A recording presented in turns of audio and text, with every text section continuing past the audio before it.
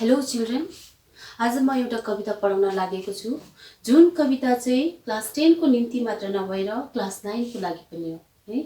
अनि समयको अभावले गर्दाखेरि मैले क्लास 9 र 10 लाई एउटै क्लासमा यसरी पढाइरहेको छु किनभने हाम्रो क्लास 9 र 10 को सिलेबस एउटै हो, बुक एउटै हो है। त्यो हुँदाखेरि एउटै क्लासमा म क्लास 9 र 10 लाई यसरी पढाइरहेको छु। आज के पढाउने भन्दाखेरि मैले यो काल महिमा लेखनाथ पौड्यालको काल महिमा कविता पढाउन लागेको छु। यो कविता सुरु गर्नुभन्दा अगाडि हामीलाई लेखक चाहे कथाकार होस् चाहे कवि होस् है परिचय जान्न हामीलाई जरुरी छ। त्यसैकारण हामी पहिला चाहिँ हामी उनको परिचयदेखि सुरु गर्नेछौँ।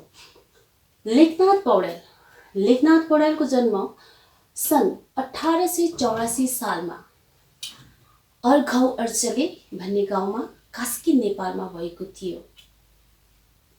शैक्षिक योग्यताको कुरा गर्दाखेरि है उनले गोठाले जीवन सँगसँगै है काम सुरु गरेका थिए। 15 वर्षको उमेर पुगेपछि काठमाडौँ आएर उहाँले के गरे रानी पोखरी संस्कृत पाठशालामा छात्रावासमा बसेर अध्ययन गरे। त्यसपश्चात उच्च शिक्षाको निम्ति उनले काशी गएर बनारस गएर नेपाली र संस्कृत शिक्षा हासिल गरिसके पश्चात विभिन्न कविताहरू संस्कृत र नेपाली भाषामा सृजना गरे। त्यसपछि साहित्यमा प्रवेश उनको कसरी भयो भन्दाखेरि यस्तै फुटकर कविताहरू उनले लेखेका छन् जुन विभिन्न पत्रपत्रिकाहरूमा प्रकाशित भएका छन् है। अनि ती कविताहरूद्वारा नै उनको साहित्यमा प्रवेश भएको पाइन्छ। तरुण तपसी काव्य, यो काव्य लेखेर है उहाँले शिरोमणि कवि शिरोमणि उपाधि प्राप्त गर्न सफल भएका छन्। त्यो भन्दा अगाडि उनले पिञ्जडाको सुगा कविता लेखेका थिए है जुन कविताले तत्कालीन समयको निरङ्कुश राणा शासकहरूको घोर विरोध गरेको पाइन्छ। अनि पुरस्कारको कुरा गर्दाखेरि सन् 1979 सालमा त्रिभुवन पुरस्कार प्राप्त गरेका छन्। जन्मेर है साहित्यमा प्रवेश गरेर अनि साहित्यको सेवा गरिसके पश्चात उनले यी पुरस्कार प्राप्त गर्नमा सफल भएको पाइन्छ। त्यसपश्चात यत्रो साहित्यको सेवा गरिसके पश्चात है वृद्ध अवस्थामा पुगेर पनि उनले साहित्य सृजना गरिबसे।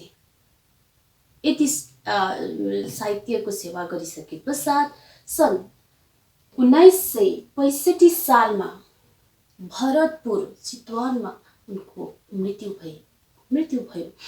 अनि उनको मृत्युले नेपाली सारा साहित्य संसार अधेरो रहेको छ।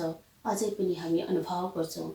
उनको निधनमा उनको बिछोडमा हामी धेरै दुखी छौँ। यति उनको छोटो परिचय र उनको प्रकाशित कृतिहरूको कुरा गर्दाखेरि थुप्रै प्रकाशित कृतिहरू छ। जुन कृतिहरू चाहिँ तिमीको किताबमा पनि रहेको छ म थोरै मात्रामा भन्ने गर्छु र तिमीले तिमीको किताबमा पनि हेर्न सक्छौ। तरुण तपसी काव्य रहेको छ, पिञ्जडाको सुगा कविता है, अनि बुद्धि विनोद काव्य, सत्यकली संवाद नाटक, भद्रहरि निर्वेद यो चाहिँ रहेको छ अनुवाद। अनि विभिन्न त्यस्ता कृतिहरू थुप्रै रहेको छ है। र तिमीले कविको जन्म मृत्यु कृति है कृति नभएको पनि तिमीले 3 वटा कृतिहरूको नाम चाहिँ तिमीले याद गरेको हुनुपर्छ है। अनि कुनै लेखकहरूले यसरी पाएका पुरस्कारहरू कुन कृतिको निम्ति उनले पुरस्कार पाएका हुन् है भनेर त्यो कृतिको नाम पनि साल पाएको साल है कृति पाएको साल पनि तिमीहरूले याद गर्नु जरुरी छ। तिमीहरूलाई म बिन्ती गर्छु पहिलोचोटि चाहिँ तिमीहरूले जन्म मृत्यु कृति पुरस्कारहरू चाहिँ तिमीहरूले पढेकै हुनुपर्छ। यति सके पश्चात अब हामी उनको कवितातिर प्रवेश गरौँ। कविताको शीर्षक छ काल महिमा। मैले यो काल महिमा कवितालाई यो ब्ल्याकबोर्डमा लेख्न सकिनँ है, असम्भव भयो र मैले हातमा किताब लिएर नै यसरी बसेको छु र तिमीहरूले पनि सँगसँगै किताब खोलेर हेरिदिने। काल महिमा लेखनाथ पौड्याल। लेखनाथ पौड्यालले कालको महिमा गाएका छन्। काल भनेको मृत्यु, महिमा भनेको गुणगान गर्नु, महिमा गाउनु, टु प्रेजिङ है भन्ने बुझिन्छ। अनि काल भन्दाखेरि हामीलाई डर लाग्छ, काल नआउनु नि, मर्नु नपाउनु नि भने जस्तो हामीलाई लाग्छ। तर किन लेखनाथ पौड्यालले किन कालको महिमा गाएको छ, यस्तो डरलाग्दो चिजको महिमा गाउनु भन्ने कुरा हामीलाई लाग्छ है। तर कविता पढ्दै जाँदाखेरि कालको महिमा किन गाउने भन्ने कुरा स्पष्ट बुझिन्छ। कविले यसरी सुरु गरेका छन्। भाका भूल दया क्षमा र ममता सन्तोष जान्दैन त्यो, इन्द्रै बिन्ती गरून् झुकेर पद्मा त्यो बिन्ती मान्दैन त्यो। कविले के गरेका छन्, कालको महिमा गाएका छन्। काल कस्तो रहेछ, कठोर रहेछ भनेर हामीलाई याद भइहाल्यो। किनभने कालले कसैको बिन्ती सुन्दैन। भाका भनेको प्रतिज्ञा, वाचा, प्रोमिस पनि बुझिन्छ। यस्तो कुरोहरूलाई पनि कालले बुझिदिँदैन है। भाका भूल दया क्षमाको भावहरू केही पनि बुझ्दैन कालले। इन्द्रै बिन्ती गरून् झुकेर पद्मा त्यो बिन्ती मान्दैन। इन्द्र भगवान जस्तो है देवता आएर कालको पाउ परेर है क्षमा माग्दा पनि काल मान्दैन। काल अटेरी छ है। समय पुगेकाहरूलाई लिन एकोरो आइरहन्छ। जसको समय पुगेको छ उसलाई टपक्क टिपेर लान्छ। समय पुगेकाहरूलाई है यसरी नलैजाऊ भनेर बिन्ती भाव गर्दा पनि कालले सुनिदिँदैन। काल बहिरो छ। अनि इन्द्र भगवान को हो त भनेर कोही बेला प्रश्न सोधिन्छ है। हिन्दू धर्म अवलम्बीहरूको विश्वास अनुसार इन्द्र भगवान चाहिँ भगवानहरूको पनि राजा हो भनेर उनीहरूको विश्वास छ। इन्द्र भगवान जस्तो राजा भगवान आएर काललाई बिन्ती गर्दा पनि कालले सुनिदिँदैन। काल कठोर छ। थुप्रोमा उदिनी मिठो र नमिठो छुट्टाइ छान्दैन त्यो, खाता जाँची सबै दुरुस्त नबुझी बिर्सेर हान्दैन त्यो। हामी कस्तो छौँ, हामी जस्तो काल पटक्क छैन। हामीलाई राम्रो चिज चाहिन्छ है। हामीले छान्नु पर्यो भने नराम्रो चिज छुट्याएर अनि राम्रो चिज हामी लिने गर्छौँ। त्यो नराम्रो चिज जोसुकैले लगोस् या नलगोस् हामी परवाह गर्दैनौँ। तर कालले के गर्छ, कालले राम्रो र नराम्रो छुट्याउने काम पनि गर्दैन। यस्तो दुःख गर्ने काम गर्दैन। जसको मियाद पुगेको छ, जसको समय पुगेको छ उसलाई टपक्क टिपेर लाने गर्छ। अनि यहाँ भनेको छ खाता जाँची सबै दुरुस्त नबुझी। खाता जाँची भनेको छ खाता जाँच्नु है। अनि ठिक छ कि छैन हैन भनेर समय पुगे कि पुगेन भनेर हामी हिसाब गर्छौँ हैन। हामी अब खाता जाँच्नु भनेको चाहिँ नानीहरूले पढेको है लेखेको कुराहरू हामी के गर्छौँ, करेक्सन गर्छौँ हैन। सही छ कि गलत छ हामी हेर्ने गर्छौँ। अनि सही छ भने हामी उसलाई सही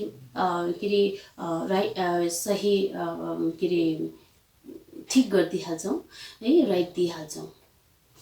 त्यसरी नै के गर्छ, कोही बेला हामीले गल्ती गर्छौँ हैन। गलत उत्तरलाई पनि हामीले कोही बेला सही दिइरहेको हुन्छ। तर हामीले जस्तो गल्ती काम कालले कदापि गर्दैन। खाता जाँचेर भनेको चाहिँ जसको समय पुगेको छ उसलाई टिपेर लान्छ, उसैलाई मात्र टिपेर लान्छ। दुरुस्त नबुझी हान्दैन त्यो भनेको छ। दुरुस्त नबुझी भनेको चाहिँ ठीक कुरा नबुझी उसले अरू कसैलाई टिपेर लाँदैन, गल्ती काम कहिले पनि गर्दैन भनेर कविले यहाँनिर कालको महिमा यसरी गाएका छन्। अनि दोस्रो पंक्तिमा कविले फेरि भनेका छन्, राजा रङ्क सबै समान उनका वैषम्य गर्दैन त्यो, आयो टप्प टिप्यो लग्यो, मिति पुग्यो टाढेर टर्दैन त्यो। राजा रङ्क, राजा भनेको सम्राट, रङ्क भनेको गरिब दीन दुखी साधारण वर्ग है। अनि भनेका छन्, अनि राजादेखि लिएर रङ्कसम्मका मानिसहरू कालको अगाडि एक समान छन्। कालले कसैलाई वैषम्य गर्दैन, छुट्टाउने भेदभाव गर्ने डिस्क्रिमिनेट गर्ने काम गर्दैन है। अनि के अरे समय पुगेको छ भने राजा बादशाहलाई पनि उठाएर लाने गर्छ है। अनि समय पुगेका छैनन् भने गरिब दीन दुखी होस् है, दुःखै पीडाले उनीहरूलाई सताइरहेको होस्, उनीहरूलाई लाने छैन। त्यसै कारण कसैलाई भेदभाव गर्दैन है। जसको काल आएको छ उसैलाई मात्र टिपेर उसले लाने गर्छ, भेदभाव गर्ने उसको गुण छैन। लाखौं औषधि अस्त्र शस्त्र महिमा देखेर डर्दैन त्यो, व्याधा तुल्य लुकेर चल्दछ सदा मारेर मर्दैन त्यो। मृत्युको मुखमा परेका अथवा काल आइपुगेका मानिसहरूलाई लाखौं रुपियाँ खर्चेर औषधि दिएर निको बनाउन खोजे पनि काल आएको छ भने टिपेर लान्छै लान्छ, मरेर जान्छै जान्छ। डराउने छैन काल, काल डराउने छैन। कुनै अस्त्र शस्त्र भनेको चाहिँ हात हतियारहरू है देखाएर भगाउने चेष्टा गर्दाखेरि पनि काल डराउने होइन, ऊ भाग्ने होइन, ऊ अटेरी छ, ऊ एकोरो छ। मृत्यु है लिन आइरहन्छ समय पुगेकाहरूलाई, एकोरो घरिघरि लिन आइबस्छ भनेर यहाँनिर कविले मृत्युको गुणगान यसरी गाएको छ। मृत्यु शक्तिशाली हुन्छ, मृत्यु कठोर हुन्छ, कसैको दयाको भाव सुन्दैन, बिन्ती चढाउँदा पनि उसले बुझिदिँदैन भन्ने भाव, कविको भाव हामीले यहाँनिर बुझ्यौँ। अर्को तेस्रो पंक्तितिर कविले यसरी भनेका छन्, आँसुका दहमा नुहाउँछ चिसो पानी रुचाउन त्यो, सुक्खा जर्जर अस्ति पञ्जर विनाशय बनाउन त्यो। हामी मानिसलाई जस्तै है काललाई पनि मन पर्दो रहेछ, मन पर्ने काललाई पनि मन पर्ने चिज रहेछ है। के रहेछ भन्दाखेरि आँसुको दहमा नुहाउन, चिसो पानी पिउन उनलाई मन पर्दो रहेछ। भन्नुको मतलब के हो, मान्छे मरेपछि है मरेर जानेको बिछोडमा हामी बिलाप गरी रुन्छौँ हैन। रुँदाखेरि आँखाबाट आँसु झर्छ, आँखाबाट पानी झर्छ, आँसु पानी समान छ है। अनि हामी रुँदाखेरि नै के हुने रहेछ, काल खुब खुसी हुने रहेछ, रमाउने रहेछ, आँसुको दहमा नुहाउन चाहँदो रहेछ, आँसु के अरे चिसो पानी, आँसुको चिसो घुटको पिउन चाहँदो रहेछ भनेर हामीलाई थाहा भयो। अनि जर्जर भनेको चाहिँ मकिसकेको, कुहिसकेको है। अस्ति पञ्जर हाड अथवा हड्डी कंगाल भएको, कंकाल है हामी भन्छौँ। अनि सरी कंकाल भनिन्छ है, अस्ति पञ्जर। अनि काललाई अस्ति पञ्जर भएको शरीर मन पर्दो रहेछ। उनी उनको बेडरूम है, अंग्रेजीमा भनिन्छ बेडरूम अनि नेपालीमा भनिन्छ शयन कक्ष। उनको शयन कक्ष के रहेछ, कहाँ रहेछ भन्दाखेरि चाहिँ हाम्रो यो हाडै हाड भएको खुक्रो शरीरभित्र सुत्न आराम गर्न चाहँदो रहेछ। त्यसलाई छोटो रूपमा भन्नु पर्दाखेरि मान्छेको मृत्यु भइसके पश्चात है धर्म संस्कार अनुसार त्यो के अरे मृत देहलाई के गरिन्छ, माटोको खाडलमा पुरिन्छ अनि अथवा आगोको चितामा जलाइन्छ। खाडलभित्र पुरिएका मृत देह सडेर माटोमा मिल्छ, रहन्छ हाडै हाड। त्यही मनपर्छ काललाई, हाडभित्र सुत्नु मन पराउँछ है। अनि यतानिर शयन कक्ष के अरे चितामा जलाएर भस्म भएको है मैलो खरानी धसेर अङ्गभरि धसेर हिँड्न रुचाउँछ काल। भस्म खरानी उसलाई मनपर्छ। अनि काललाई मनपर्ने चिजहरू के रहेछ भन्दाखेरि आँसुको दहमा नुहाउन मन पराउँछ है, अनि चिसो पानी पिउन मन पराउँछ, अनि साथै हाडको पिञ्जडाभित्र सुत्न रुचाउँदो रहेछ। यति मात्र होइन, हाकार सरी मिठो अरू कुनै सङ्गीत गाउन्नथ्यो। हामीलाई जस्तै सङ्गीत मन पर्दो रहेछ। अङ्ग्रेजीमा भनिन्छ रोमान्टिक सङ, हामीलाई मनपर्छ। अङ्ग्रेजीमा भनिन्छ मेलोडियस है सङ। अनि यसरी पुरानो र नयाँ गीतहरू मिलाएर बनाएको रिमिक्स है सङ भनिन्छ अङ्ग्रेजीमा। अनि यस्ता गीतहरू हामीलाई मनपर्छ। त्यस्तै काललाई पनि सङ्गीत मन पर्दो रहेछ। प्रश्न आउन सक्छ, काललाई कस्तो सङ्गीत मन पर्दो रहेछ भनेर भन्दाखेरि काललाई हाहाकार सरीको सङ्गीत मन पर्दो रहेछ भनेर लेख्न सक्छौँ। के भनेको हाहाकार सरीको सङ्गीत भनेर भन्दाखेरि मान्छे मरिसके पश्चात त्यो मृतकको घरमा हाहाकार मचिरहेको हुन्छ। रोदन है, क्रन्दन, चित्कार हैन, बिलाप गरेर रोइरहेको हाहाकार सरीको आवाजहरू सुनिन्छ। अनि के गरेको छ यहाँ कविले मिठो शब्दमा भनेका छन् कि काललाई हाहाकार सरीको त्यही सङ्गीत, चित्कार र रोदनले गुन्जिएको सङ्गीत नै काललाई मन पर्दो रहेछ भनेर कविले यहाँनिर कालको महिमा गुणगान यसरी गाएका छन्। कालको विशेषताको चित्रण यसरी गरेका छन्। अनि यसरी भन्दै जाँदाखेरि लेखकले सुरुदेखि अन्तसम्ममै यो कालको महिमा गाएका छन्। अन्तिम पङ्क्तिमा कविले यसरी भन्नुभएको छ, जो जो मिल्छ सुलुक्क निल्छ है, मुखमा हाली चपाउन त्यो, थाल्यो चम्म सबै चपाउन भने आहार पाउन त्यो। साधारण अर्थमा भन्दाखेरि हामीलाई आहार खाँदाखेरि के गर्नु पर्यो, चपाउने दुःख गर्नु पर्यो है।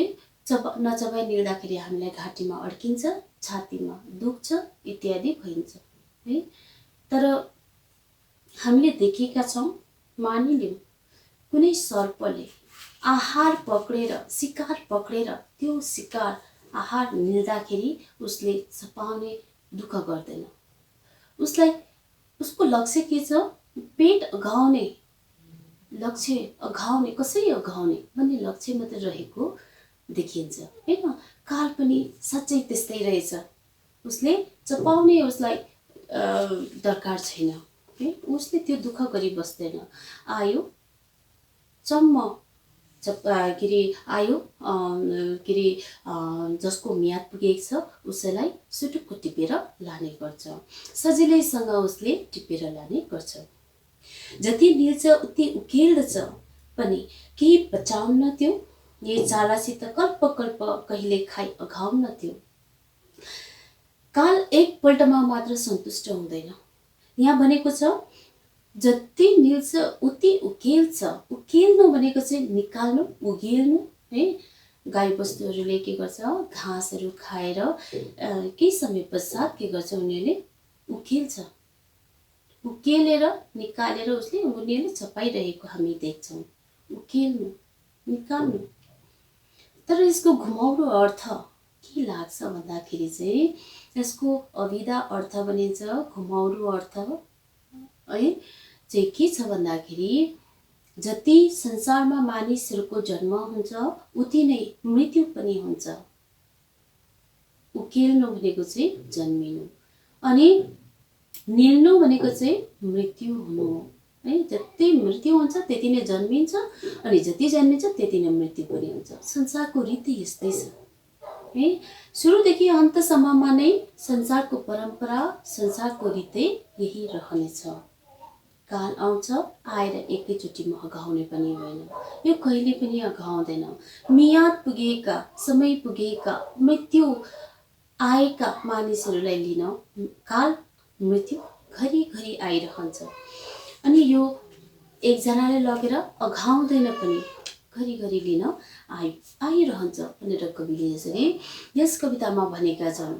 कविले सुरुदेखि अन्तसम्ममा नै के गरेको छ, कालको महिमा गाएका छन्, गुणगान गाएका छन्, गुणगान गरेका छन् हैन। अनि कालको विशेषताको चित्रण गरेका छन्।